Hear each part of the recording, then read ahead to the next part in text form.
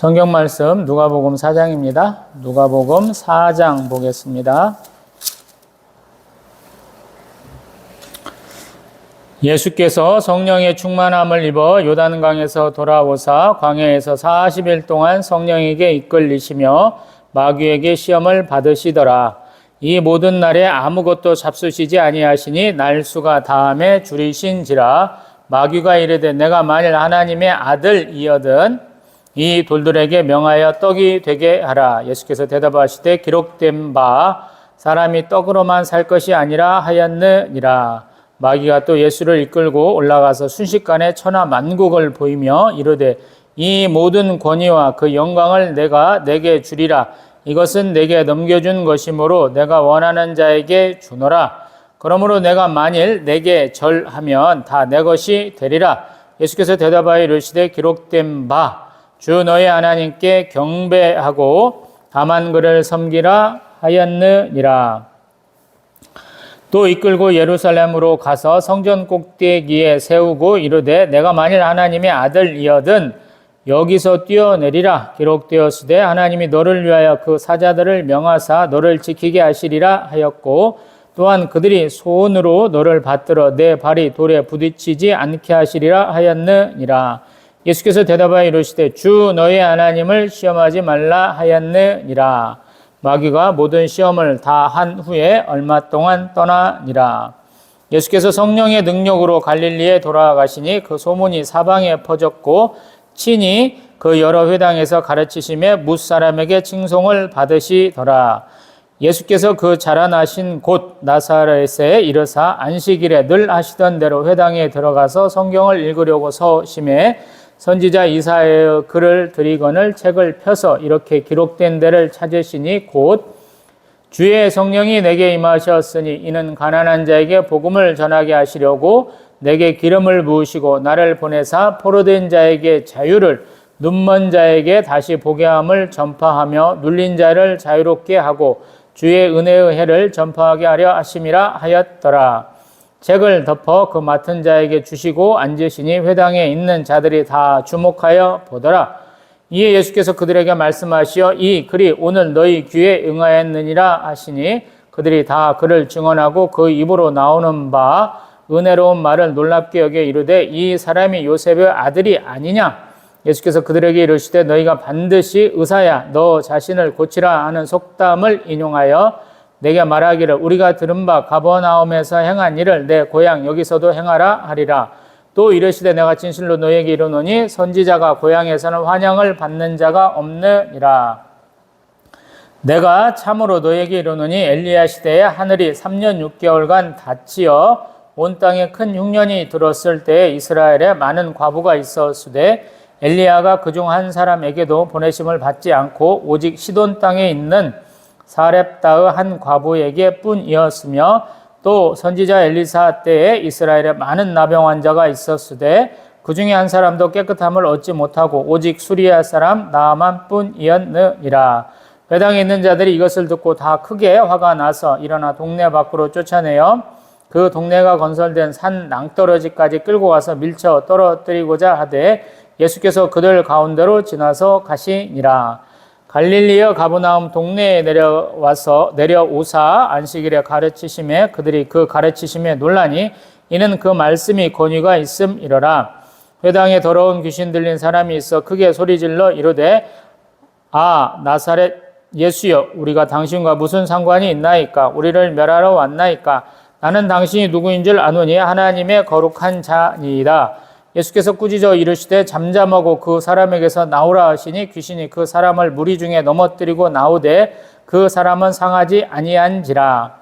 다 놀라 서로 말하여 이르되 이 어떠한 말씀인고 권위와 능력으로 더러운 귀신을 명하며 나가는도다 하더라. 이에 예수의 소문이 그 근처 사방에 퍼지니라.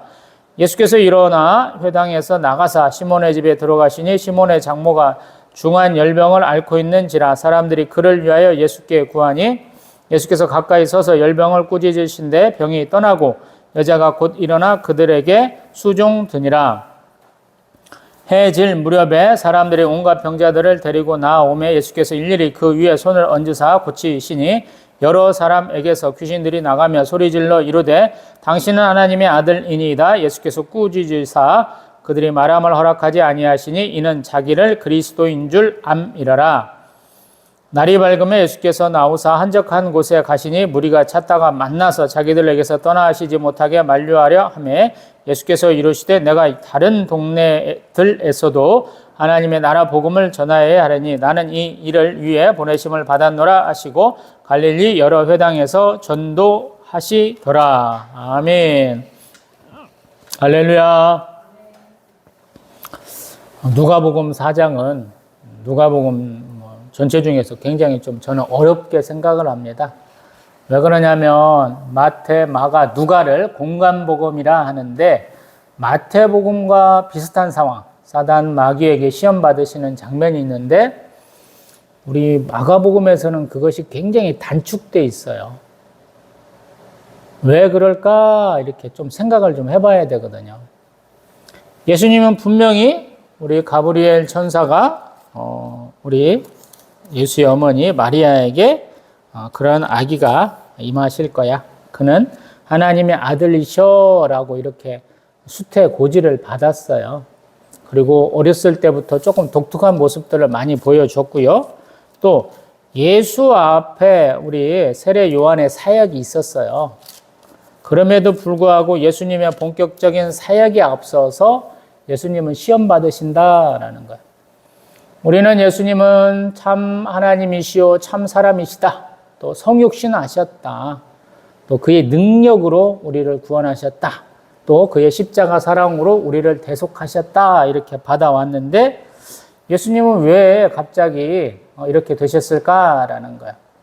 또 제가 지난 동영상에서 그런 말씀 드려본 것 같은데 발출이라는 우리 성경신학적 용어를 사용해서 성부와 성자로부터 성령이 오신다 그래요. 근데 4장 1절에는 성령의 충만함을 입었다 이런 표현을 써요.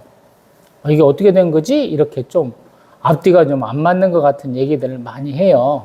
그래서 우리가 성삼위일체 하나님 요게 정말로 너무너무 어려운 교리예요. 성경 여러 부분에 있는 것들을 취합을 해서 우리가 성삼위일체 하나님이다 표현을 하는데 막상 성경을 읽다 보면 이게 그 당시 그분들이 알고 있는 내용이야 이렇게 좀 물어봐야 되는 상황이 많이 됩니다. 그래서 굉장히 어려워. 이러한 상황은 우리 구약에 가서도 여호와 하나님이다 하지 않고 그냥 하나님이라는 명칭을 쓰는데 그것 때문에 또 복잡해져요. 왜냐하면 유일하신 하나님, 스스로 자존하신 하나님 여호와를 얘기를 하는데 또 다른 신이 있는 것처럼 얘기들을 많이 하거든요. 그래서 굉장히 혼란스럽고 우리가 이해 못할 부분들이 있기도 하고 그러거든요. 근데 그런 게 정말로 중요한 것이냐라고 한번 물어본다면 또 그렇지도 않은 경우가 많아요. 근데 예수님의 사역은 언제나 단독 사역이 아니에요. 하나님 성부께서 계획하시고 예수님께서 실천하시는데 항상 돕는 역할로 성령 하나님 함께 하시거든요. 그런 관점에서 성령의 충만함을 입었다라고 보시면 되고 성령님 언제 받았어요? 성령 세례 언제 받았어요? 보면은 앞장에서 3장 22절에 성령이 비둘기 같은 형태로 예수의 위에 강림하셨다라고 보시면 좋을 것 같아요. 그렇게 되면 성령의 충만함을 입었다 이렇게 좀 해석이 좀 될 수 있겠죠. 근데 왜 예수님 40일 동안 성령에게 이끌리면서 마귀에게 시험을 받으셨습니까? 모르겠어요. 저는 잘 모르겠어요. 예수는 우리 창세기에부터 얘기되는 우리 사단 마귀와 싸워 이기시는 분이에요. 그리고 우리가 요한계시록에서 보는 것처럼 사단 마귀를 무찌르시는 분이에요. 근데 왜 그 분이 지금 마귀에게 시험 받으십니까? 잘 모르겠어요. 근데 그 40일 동안에 그 사단 마귀가 와서 시험하는 내용이 우리가 겪는 신앙생활에 상당히 많이 반복되는 것 같아요. 그래서 예수님도 그럴 수 있구나라는 정도로 좀 받아들이고 싶고요. 또 한편으로 예수님이 그러한 마귀의 시험을 무엇으로 물리치셨나라고 모범을 보여주셨다 이런 생각으로 좀 바라보게 됩니다. 우리가 살면서 가장 어려운 게 뭐냐면 생존의 욕구죠. 먹고 마시고 입어야 돼요. 40일 동안 먹지도 마시지도 않으셨는가 싶어요. 2절에 보면 이 모든 날에 나무 것도 잡수시지 아니하시니 날수가 다음에 줄이셨다 그래요. 참 이게 놀라운 체험인 것 같아요. 왜냐하면 먹는 것은 좀 버틸 수 있어요. 근데 마시는 것은 쉽지 않거든요. 물이 없이 사람은 살 수 없다라는 거예요. 우리 이제 엘리야 선지자도 우리 로뎀나무 밑에 퍼져 있을 때 이렇게 떡 한 조각, 물 한 병 이렇게 주셔갖고 마시고 40주 40야를 다 달려서 호렙산에 이르는 장면을 좀 보게 되죠. 그분들은 정말로 먹지도 마시지도 않은 거예요. 이게 금식이에요. 성경에서 말하는. 우리 한국 사람들처럼 물은 원 없이 먹어가면서 밥만 안 먹는 게 금식이 아니고요. 이 성경에서 나오는 금식은 아무것도 안 먹고 안 마시는 거예요. 근데 그 기간을 지낼 수 있다는 거예요. 그래서 사람으로는 불가능하다 그래요. 우리 의학적 상식으로 보면 한 3일 동안 물 안 먹으면 굉장히 문제가 되죠. 왜? 우리 사람이 수분으로 이루어졌어요. 물기로 이루어졌어요. 그래서 우리의 모든 신진대사, 우리가 이렇게 에너지를 만들고 노폐물을 방출하고 우리의 산소를 나르는 작용들, 혈액순환 같은 경우도 다 물이 수반돼야 돼요. 근데 그 물이 줄어든다라는 거예요.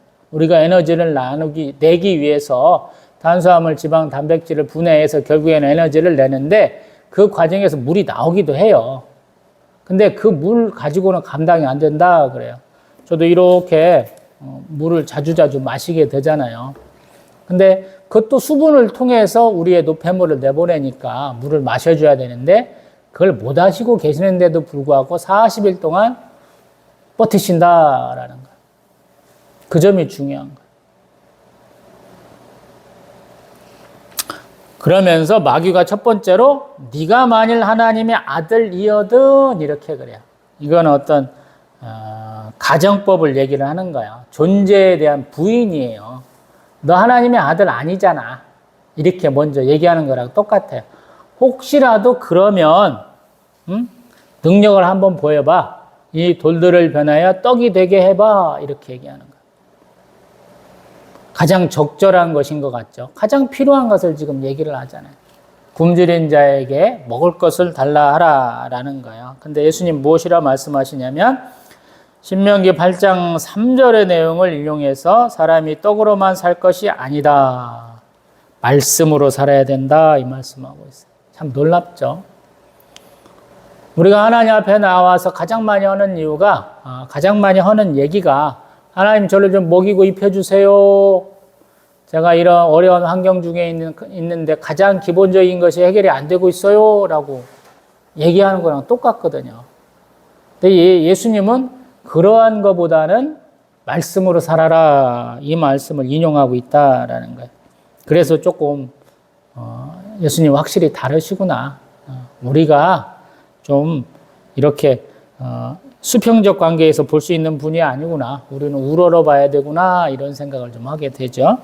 그 다음에 두 번째가 높은 곳으로 끌고 올라가서 천하 만국을 보이고 권위와 영광을 줄 테니까 먼저 나에게 절하고 나에게 이렇게 순종해라, 충성해라 이런 표현을 해요. 근데 예수님은 이번에도 또 신명기 6장 13절 내용을 통해서 뭐라고 하시냐면 하나님께 경배하고 다만 그를 섬기라 그래요. 이제 6장 13절에는 경배라는 단어로 해석하는 게 아니고 경외하고 예수님이 제자들에게 하는 말씀이 있죠. 너희는 높은 자가 되지 마라. 섬기는 자가 되어라. 이 말씀을 하시잖아요. 우리는 뭔가 누려보고 싶어요. 영광의 자리에 앉고 싶어 하거든요. 근데 반대라라는 거예요. 예수님이 수족식 하시면서 하신 말씀이 있잖아요. 우리 베드로 사도는 깨달음이 있어서 그래도 맨 나중에 시칠 차례가 됐는데 저는 그렇게 하지 마세요. 얘기하잖아요. 근데 예수님은 자기가 말씀하신 그대로 사는 거예요. 그래서 좀 놀라운 거예요.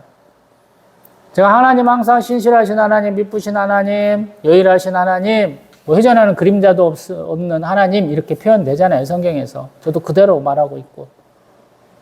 공생의 시작하면서 하셨던 그 마음 그대로 예수님은 끝까지 십자가 대속까지 가시거든요. 부활하시고 제자들에게 당부까지 오고 가시거든요. 그 태도가, 그 마음가짐이 똑같아요. 지금도 보면 그렇잖아요. 예수님은 말씀으로 가르치잖아요. 그래서 예수님의 사역이 굉장히 어려운 거야. 제가 가끔가다 그런 걸로 비판을 하잖아요. 비난을 하잖아요. 아니, 기독론 쪽 설교 좋아하시는 분들 왜 예수님 말씀 제대로 안 따르냐고.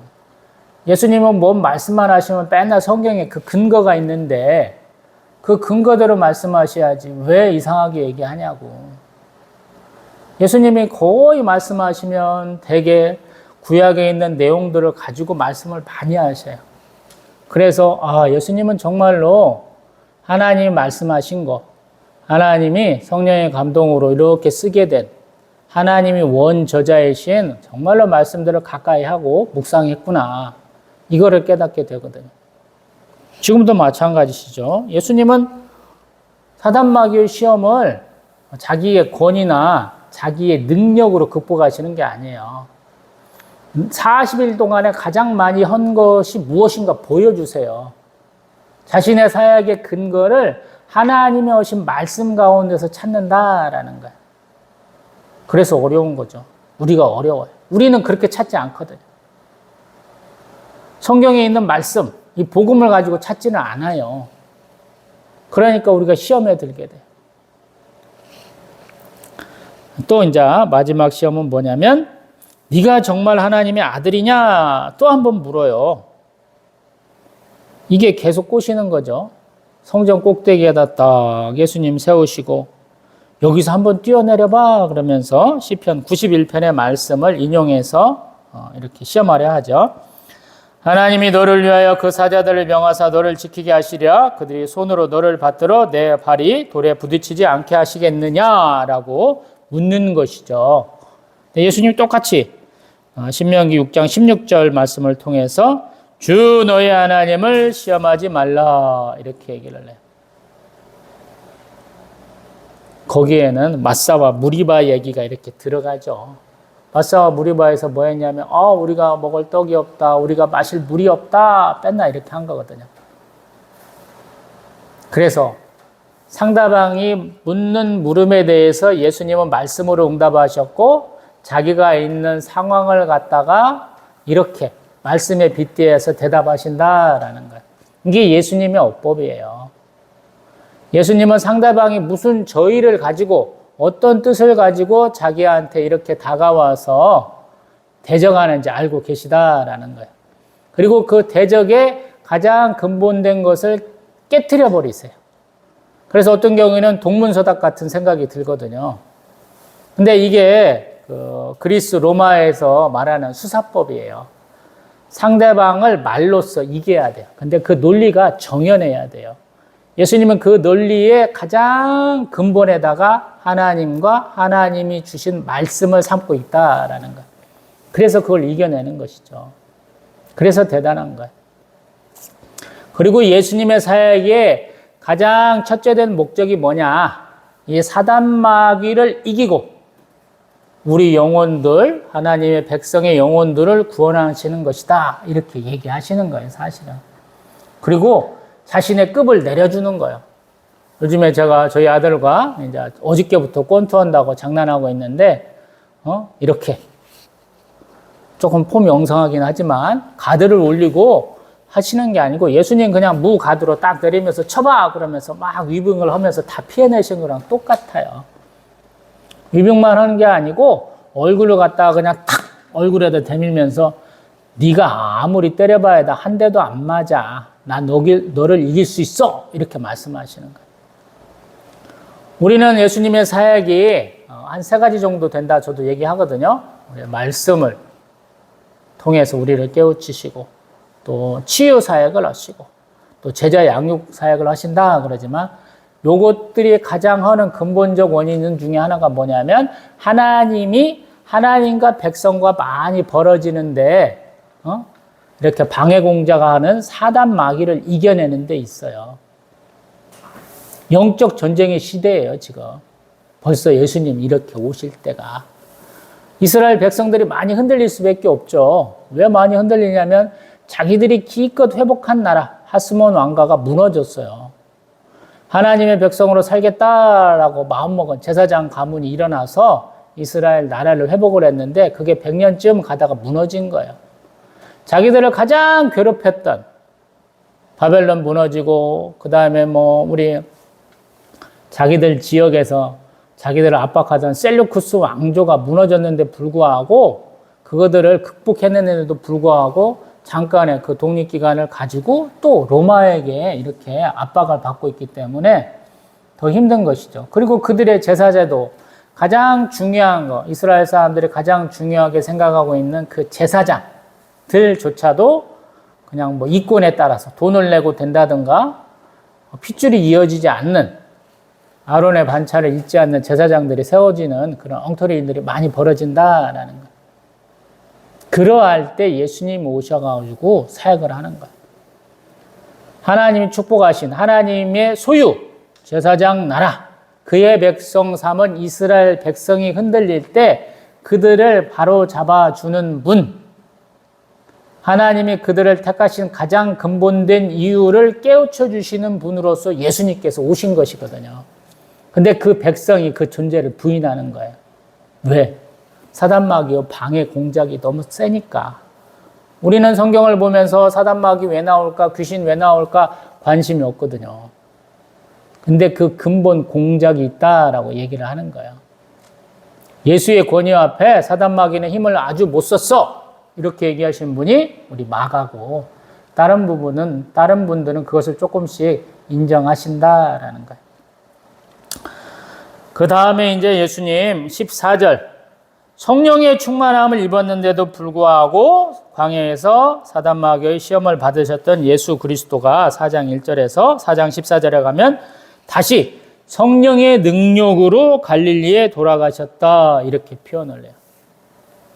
그래서 우리가 내가 성령 충만함 받았는데, 성령 세례 받았는데 왜 내가 사단마귀에게 흔들려야 돼요? 맞는 얘기이기도 하고 틀린 얘기이기도 하고 그런 거예요. 어떤 때는 고난받고 시험받고 어떤 때는 축복받고 어떤 때는 칭찬과 명성을 누리는 내가 된다는 게 너무 당연한 거예요. 하나님을 향해서 가는 길, 천성을 향해서 나아가는 길에는 그 모든 진창도 있고 탄탄대로도 있고 다 그런 거예요. 그리고 예수님이 이렇게 사역의 방향을 확실하게 하셨기 때문에 성령 하나님도 그대로 인도하시는 거예요. 그래서 예수님 15절에 보면 회당에서 가르치시는데 사람들이 굉장히 칭찬하더라라는 거예요. 예수님의 말씀을 굉장히 권위 있게 하시더라, 이 얘기를 처음부터 많이 해요. 이 누가복음은 왜 그러겠느냐라는 거예요. 그 근본된 것을 보여준 게 4장 1절에서 13절. 40일 동안 금식하는 동안에 사단마귀의 시험을 이기셨을 만큼 예수님은 말씀을 묵상하시고 말씀으로 대적하셨어. 보여준 것이고 그런 것들이 계속 반복됐어 라고 얘기를 해주는 거예요. 성경에서는 증인도 한두 명이면 안 되고 적어도 두세 명이어야 되고 자기를 증거하는 것도 두세 가지가 돼야 되죠. 그래서 나오는 것이 우리 16절 이하, 예수님이 태어나시고 자란 곳 나사렛에서 하셨던 설교 내용이 나와요. 이 나사렛이라는 동네를 제가 가보지는 못했어요. 근데 좋은 곳은 아니었던 것 같다. 큰 도시이지는 않은 것 같다라는 얘기를 하거든요. 갈릴리 호수에서는 조금 떨어져 있고 갈릴리 지방을 다스리는, 우리 유대 지방을 다스리던 로마군 어떤 행정 수도 같은 부분들이 가까운 곳에 있었다라고 그래요. 그리고 굉장한 궁벽한 곳으로, 사람들이 볼 때 가난하고 조금 이렇게 외진 곳이라고 표현하는 장면이 우리 요한복음에는 있다고 그랬죠. 이 사람들의 예배 순서, 회당에서 예배 순서를 좀 보면 먼저 성경을 좀 낭독하고 그 다음에 말씀을 전하게 되는데 이때 외부에서 초청 강사가 오면 그분들에게 많이 말씀을 이렇게 해주세요라고 요청했다는 내용이 오늘 가운데 있어요. 그래서 예수님이 평상시에 하던 아마 다른 사람이 했을 거예요. 핫잔이라고 하는 지금의 우리 전도사님, 부교육자에 해당하는 분이 계셔가지고 그분이 이렇게 성경들 이렇게 가르치기도 하시는 것인데 그분의 역할을 예수님이 하셨고 또 외부 초청 강사가 말씀을 하실 수 있는데 예수님이 말씀만 읽은 게 아니고 거기서도 말씀을 해주세요라고 요청을 받아서 했다는 거예요. 물론 이제 우리 목사에 해당하는 회당장이라는 분들은 따로 있었는데요. 이날 어떻게 보면 우연을 가장한 필연으로 예수님이 그러한 내용을 성경의 내용을 읽게 되었고 그 말씀까지 전하게 되었다라고 생각이 돼요. 사단마귀에 시험 받는 것도 사실은 정해진 게 아니었다라는 저는 생각이 들거든요. 예수님이 가장 힘들 때니까 내가 가서 흔들면 되지 않을까? 이렇게 우리 사단마귀가 깜보고 예수님의 배 덤볐다라는 생각이 들고요. 이 나사렛 회당에서 예수님 말씀드리는 것도 좀 우연을 가장한 필연인 것 같아요. 예수님이 이 부분을 이렇게 펴서 읽으신 게 아닌 것 같아요. 이것 좀 읽어주세요라고 오늘 이 순서예요라고 누군가가 이사야의 글을 펴서 드렸다 이 생각이 들어요. 그리고 그 부분을 가지고 요것을 딱 찾아갖고 말씀하셨다. 우리 17절에 그런 내용이 생각이 나요. 선지자 이사야의 글을 드렸는데 책을 펴서 이렇게 기록된 데를 찾으셨다라는 거예요. 예수님이 이사야서를 찾을 수는 없는 거예요. 우리처럼 성경이 한 권으로 된 게 아니었을 것 같아 그때는. 성경이 여러 권으로 우리 한 20몇 권으로 우리 구약이 이루어져 있는데 유대인 정경에서는 그 중에 하나를 갖고 온 거예요. 근데 예수님이 자기 얘기에 가장 합당한 우리 이사야 61장을 택하셔서 읽으셨다라는 거예요. 좀 대단한 거예요. 그러면서 뭐라 하셨냐면 주의 성령이 내게 임하셨으니 이는 가난한 자에게 복음을 전하게 하시려고 내게 기름을 부으시고 나를 보내사 포로된 자에게 자유를 눈먼 자에게 다시 보게 함을 전파하며 눌린 자를 자유롭게 하고 주의 은혜의 해를 전파하게 하려 하셨다. 아멘. 그리고 이게 나야 이렇게 표현하는 거예요. 예수님이 이런 분이시다라고 선포하는 거예요. 참 대단한 거예요. 자기 고향에서 자기가 하시던 일들이 다 끝났어요. 이제. 우리 요한복음에 보면 제자들이 이러한 모습을 보여요. 자기의 삶, 자기의 직업, 자기의 인생을 다 포기하고 우리 예수 그리스도의 제자된 삶을 시작을 하죠. 엘리사 선지자도 호렙산에서 하나님이 3가지 일을 명령하시는데 그 중에 가장 마지막에 얘기한 거 엘리사에게 기름 부어라 그러잖아요. 엘리사가 이렇게 하인들 두고 종들 두고 밭 갈 때 딱 그의 겉옷을 벗어서 던지잖아요. 그때 엘리사가 그냥 꼼짝 못하고 아버지하고 가서 작별 인사 좀 하고 오면 안 될까요? 그런데 그것도 안 된다고 그러잖아요. 엘리야 바로 쫓아가야 되잖아요. 쟁기는 패가지고 장작 만들어야 되고 손은 잡아갖고 하나님 앞에 제사 드리고 그거 구워서 먹고 출발하잖아요. 바로 딱 그 장면이에요. 지금 예수님도 내가 요셉과 마리아의 아들이었는데 나 이제 그거 끝났어요 라고 선포하는 거예요. 이제 이전에 목수의 아들로서 어머니의 아들로서 이 삶이 끝난 거예요. 그래서 학자들은 이것을 나사렛 취임 설교다 부르거든요. 그리고 예수의 사역의 방향이 여기서 다 나왔어요. 가난한 자에게 복음 전하고 또 기름 부으셔가지고 그들이 자유를 느끼게 하고 또 새롭게 보게 하는 거예요. 주의 은혜와는 되게 이제 우리가 하나님이 말씀하신 희년에 해당하는 사역이죠. 종들이 다 놓여놔요. 내가 돈 좀 빌려 쓰고 내 것이 아니게 된 논밭이 자기 앞으로 다 돌아와요. 집이 돌아와요. 얼마나 기쁘겠어요. 그런 거예요. 그러고 나서 딱 앉으셨으니까 20절에 보니까 또 사람들이 딱 주목해 봐. 그러면서 우리 그 말씀 좀 한번 해주세요. 딱 그러는 거예요. 그때부터 이제 예수님의 말씀이 쭉쭉쭉쭉 나오는데 어떤 사람들은 22절에 보면 은혜의 말씀이다. 근데 저 사람 요셉의 아들인데 그걸 어떻게 알 수 있겠어? 라는 것이죠. 그래서 처음에는 놀랍다가 점점 무시하는 방향으로 가는 거예요. 우리가 복음을 그렇게 볼 때가 많죠.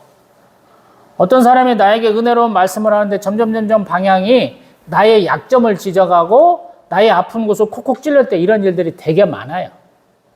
저는 그때 할렐루야 아멘하라고 그러죠. 하나님이 나에게 인생의 매와 사람의 채찍을 휘둘르시구나. 감사하다. 저는 이렇게 하라고 그러거든요. 네가 죄가 있어. 요한 1서를 얘기할 때 죄가 있다고 얘기할 때 아멘. 제가 죄인입니다. 하라고 그러는데 많은 분들이 그렇지 않거든요. 네가 뭔데 그런 소리를 해. 이렇게 되는 것이거든요.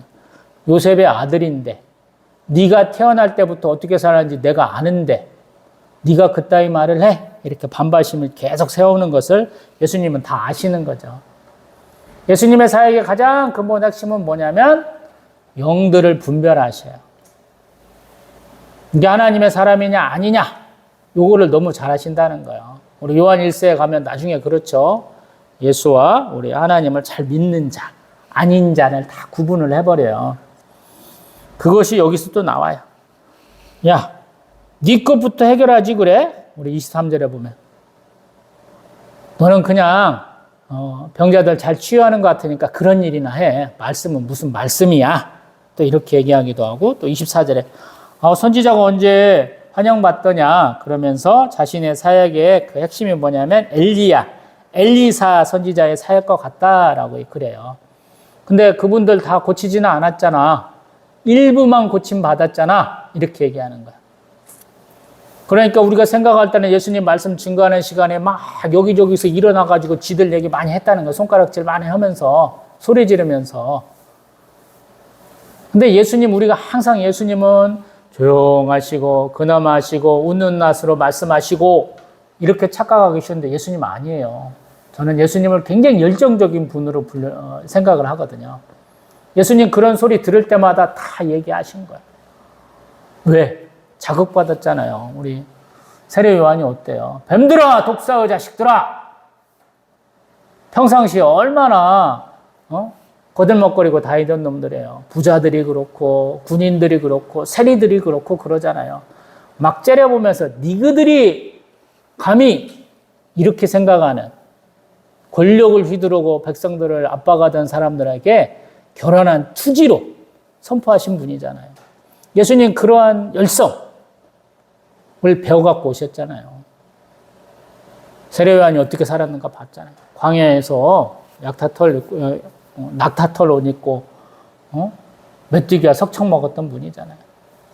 근데 그 앞에 수많은 사람이 나와갖고 회개와 세례 받는 거 보셨잖아요. 그러니까 예수님도 자기의 자녀된 입장, 자기의 목수된 입장을 다 버리시고 이렇게 새롭게 시작하시면서 첫 번째 성령 충만함을 받기 위해서 40일 동안 금식하셨고 그 내력이 쭉 이어져 온 거예요. 그래서 강력하게 말씀하시는 거예요. 신앙생활을 그냥 조용조용히 그냥 순종하듯이 있는 데 없는 듯이 하던 것은 예수님의 사역에는 맞지 않아요. 잘못된 거 바라잡는 사역, 제대로 하라고 격려하시는 사역이 예수 그리스도의 사역의 핵심이거든요. 그래서 예수님 얘기하는 거예요. 야, 내가 치유 사역만 맡고 있는 줄 알아? 근데 치유는 아무나 받는 줄 아니? 이렇게 얘기하는 거예요. 그러니까 사람들이 열받아가지고 우리 28절에 보면 회당에 있는 놈들이 다 들고 일어나고 예수님 막 회당 밖, 동네 밖에 낭떠러지가 있는데 거기서 막 밀어 때리려고 그래요. 사진으로 봤는데 한 몇백 미터 되는 것 같아요. 거기에서 떨어뜨리려고 하는데 예수님 당당하게 하셔. 누가 그럴 수 있겠느냐라고 예수님. 돌 던지려고 그러는 그런 성난 군중도 앞을 예수님은 당당하게 걸어가신다라는 거. 할렐루야. 예수님 이때는 제자들이 없었을 때인 것 같아요. 근데 예수님이 이렇게 당당하셨다라는 거예요. 신앙생활에 이렇게 당당하게 하는 거예요. 자신의 목숨 걸고 하는 것이고 잘못은 잘못되었다고 이렇게 지적하는 거예요. 많은 분들이 그냥 좋게 좋게 가는 게 좋은 거지 묻어가는 게 최고야. 누가복음에서 그렇게 얘기 안 해요. 다른 성경도 마찬가지. 우리가 잘못된 예수의 모습을 보이는 거예요. 예수는 투사예요, 투사. 제가 생각할 때는. 사단 마귀와도 싸우시고 무지하고 자신의 권위에 도전하는 자들 앞에 강하게 대응하시는 하나님이세요. 그래서 창조주, 심판주, 구세주, 섭리주 제가 그렇게 얘기하잖아요. 창조주 옆에 저는 바로 심판주를 넣어버려요. 왜? 두려워하라고. 하나님을 경외한다는 것은 두려워한다는 뜻이 더 많거든요. 근데 하나님을 너무 친근하게 불러요. 방자하게 불러요. 우리 한국 사람들 보면 할아버지 앞에 가가지고 그냥 누워갖고 안 일어나는 손자의 모습이 더 많아요. 할아버지 할머니 앞에 손자는 최고죠. 손녀는 최고야. 뭘 해도 다 용서가 돼요. 누가 뭘 할 사람이 없어요. 엄마 아빠만 그냥 저 녀석이 저렇게 버리장머리 없이 큰다고 걱정할 뿐이에요. 한국 교회의 어떤 신앙 형태가 딱 그렇습니다. 그러고 나서 예수님의 사역의 가장 근본이 되는 가버나움에 내려가십니다. 가버나움. 이게 예수 그리스도의 어떤 사역의 핵심지예요. 왜냐하면 이 당시 하나님에 대한 열심이 많았다는 사람들이 갈릴리로 많이 들어왔어요. 유입이 됐어요. 우리의 고토 수복 운동에 해당해서 갈릴리 지역으로 많은 사람이 왔다 그래요. 그리고 우리 나사렛보다는 어떤 인구 밀도도 높고 하나님을 찾는 사람들이 더 많았기 때문에 예수님 여기 가서 하신 거예요. 근데 여기도 예수 그리스도의 사역을 사람들이 굉장히 좋아해요. 그래서 32절에 보면 가르치심이 참 놀랍다. 말씀에 권위가 있다라고 그래요. 나사렛에도 그랬거든요. 말씀이 정말 대단하네. 너무 좋네. 근데 거기에 딱 무슨 계기가 있냐면 예수를 시험할 때 사단 마귀의 시험과도 똑같은 일이 벌어지는 거죠. 33절에 회당에 더러운 귀신 사람이 딱 있는데 그때 딱 일어나가지고 나사렛 예수여 우리가 당신과 무슨 상관이 있습니까? 우리를 멸하려 오셨습니까? 나는 당신이 누구인 줄 아니 하나님의 거룩한 자이십니다 라고 고백한다는 거예요. 사람은 몰라요. 근데 사단 마귀는 알더라라는 거예요. 벌써 아는 거예요. 쪼는 거예요 벌써. 아, 내가 그때도 안 됐는데 오늘 또 내 앞에 나타나셨구나. 나 어디 도망갈 데 없을까? 그러는데 예수님 잠잠하고 그 사람에게서 나오라. 그러니까 아무 짓도 못하고 귀신이 쫓겨나고 도망가더라. 그런 거예요. 그래서 사람들이 다 놀랐고 야 정말 대단하다. 권위와 능력으로 더러운 귀신을 명해서 쫓아내셨다. 아멘. 귀신 쫓아내기가 쉽지 않죠. 이게 예수님께서 첫 번째 발휘하신 거예요. 이것을 볼 때 사단 마귀에게 예수님이 일방적으로 당하지 아니하셨다. 우리가 알 수 있는 거예요. 사단 마귀 꼬봉에 저 꼬봉쯤 되는 귀신들은 놀라갖고 겁먹고 도망가더라. 그리고 사람들은 정말로 놀란 거예요. 왜 이 당시 귀신 들린 사람이 이렇게 많습니까? 모르겠어요. 근데 이스라엘의 영성은 가장 낮아진 때라고 생각이 돼요. 제대로 된 제사 제도가 사라졌어요, 벌써. 하나님과 관계가 많이 손상돼 있어요. 그들이 그나마 이어왔던 거, 그냥 쭉 내려갔으면 모르겠는데 잠깐 올라왔다가 또 꼬라박으니까 더 힘들어하는 때인 것 같아요. 아브라함의 자손이야 그러는데 그 아브라함 때 그 소수의 사람이 믿던 믿음만큼도 안 되는지도 모르겠어요. 일부 지역에서는 믿는 사람이 있고 어떤 사람은 아니고. 그러고 나서 예수님 그 회당에서 딱 나가셔서 시몬의 집에 가서 시몬의 장모의 열병을 떠나 가라 꾸짖으셔갖고 병을 고치셨다라는 거예요. 그리고 그러한 일이 있으니까 해질 무렵쯤 되니까 사람들이 그냥 온갖 병자들 다 내리고 오셨는데 예수님이 이번에는 따뜻하게 안수기도 손을 얹으셔 고치셨다라는 거예요. 그러고 나서 보니까 귀신 들린 사람들도 되게 많았는데 나갈 때마다 당신은 하나님의 아들이십니다 라고 외치고 다닌다. 대단하죠. 하루에 몇 명을 귀신을 쫓아냈다. 귀신도 인정하시는 예수님이시다. 그리고 이때 벌써 예수님은 조용해. 나는 그리스도야 라고 알고 계셨다라고 얘기하는. 대단한 거죠. 어떤 사람들이 예수가 어떤 공생의 생애를 시작하실 때 그때 성령 충만함 받아서 내가 그리스도인가 라고 알으셨다 이런 얘기를 하잖아요. 아니다 라고 얘기하죠. 예수님은 처음부터 그리스도로 태어나신 거예요. 그리고 이때 본격적으로 자신의 사역을 시작하신 거예요. 그리고 42절 하루가 지나지 않았을까 싶은 때 다시 한적한 곳에 가셨는데 사람들이 많이 또 찾아오더라라는 거예요. 아프고 병든 사람, 귀신 들린 사람이 아직도 많았다라는 것이죠. 우리하고 좀 함께 해주세요. 그러는데 예수님 다른 동네로 가보겠다 하고 쭉 갈릴리 호수변 돌면서 사역을 하셨다라고 하는 데까지 마감하고 있어요. 이만큼만 놓고 봅니다. 예수님의 사역을 얘기하다 보면 할 얘기들이 굉장히 많아요. 왜? 잘 모르니까. 예수님하고 저하고 2000년의 세월이 있잖아요. 사는 환경도 다르시잖아요. 대개 유대인들이 자기들이 바라고 있는 메시아냐 그리스도냐 하는 사람들은 사도행전에 가서 보면 어떤 사람들이 이렇게 내가 메시아야 내가 그리스도야 라고 무리를 이끌고 로마에 대항하기도 하고 사람들을 불러 이렇게 모으기도 하고 이런 사역들을 한다라고 그러거든요. 근데 예수님의 사역은 먼저 자신이 성령 충만함을 받는 것으로 시작을 해요. 나를 먼저 돌보는 사역이다라는 거. 그게 놀라운 거예요, 저는 사실은. 많은 분들이 사람들 틈에 가서 그 사람들의 막 기운을 받으면 동참하면 될 것 같아 이렇게 얘기하시는데 사실은 예수님의 사역은 단독 사역부터 시작하시는 거예요. 성령 충만함 받기 위해서 말씀 묵상함부터 시작하시는 거예요. 그리고 그 말씀 묵상함 가운데 사단 마귀의 시험도 이겨내신 것이고요. 사람들의 어떤 반대, 박해도 이겨내는 거예요. 그러다 보니 이런 사역이 쭉 되는 거예요. 우리는 사람이 많으면 성공한 무슨 행사, 성공한 우리 목회 이렇게 얘기하는데 예수님은 오히려 가장 근본적인 부분에 집중하고 계시다라는 거예요. 자기 수양이라고 그럴까요? 자기가 하는 일에 가장 그 근본을 바로잡는 것으로부터 시작한다라는 거예요.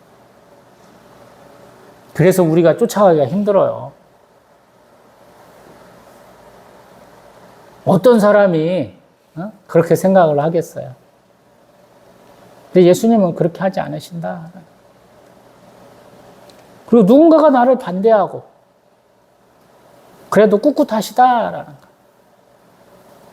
이렇게 꿋꿋함으로 자신의 사역을 시작하셨으니까 환영받지 않든 환영하든 예수님이 하시는 사역은 해야 된다라는 거. 그래서 더 놀라운 거예요. 우리는 환영받으면 내가 잘하는 거고 잘하는가 보다. 어디서 환영받지 못하면 내가 잘못했나 봐. 이러기 쉽잖아요. 예수는 사람의 그 환호나 사람의 비난이 기준이 아니에요. 하나님이시지. 가다 보니까 어떤 사람은 환영하고 가다 보니까 어떤 사람은 싫어하고 그런 거예요. 자기 동네에서조차도 이렇게 환영받지 못해도 예수님 당당하신 거예요.